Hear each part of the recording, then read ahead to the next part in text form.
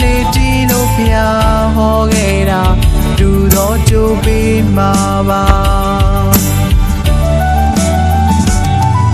ဖျားဟောခဲ့တဲ့တရားတော်တွေလဲလိုက်နာပါဖျားဟောခဲ့တဲ့ကြံကန်တွေလဲလေးလာပါတခုတော့ပြောခြင်းနဲ့တခု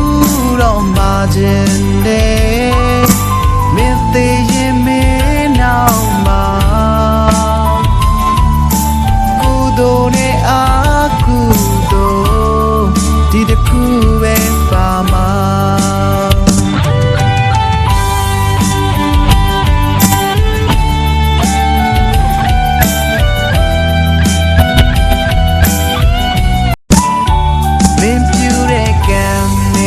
ပြန်လာမှာပါ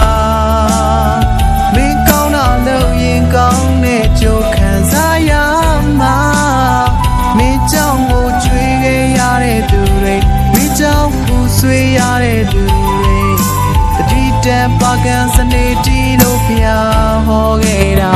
ဒူတော့ကြိုးပေးမှာပါ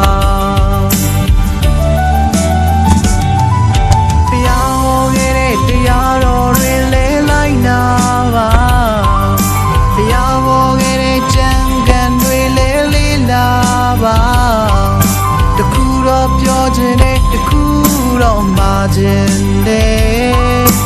မင်းသေးရင်မင်းနောက်မှာကုသိုလ်နဲ့အာကုသိုလ်ဒီတခုပဲပါမှာ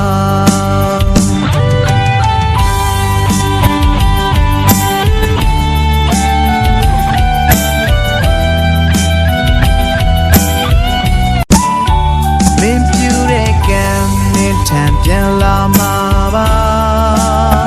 မင်းကောင်းတာလို့ရင်ကောင်းတဲ့ကြိုးခံစားရမှာမင်းကြောင့်ကိုကြွေးခဲ့ရတဲ့သူတွေမင်းကြောင့်ပူဆွေးရတဲ့သူတွေ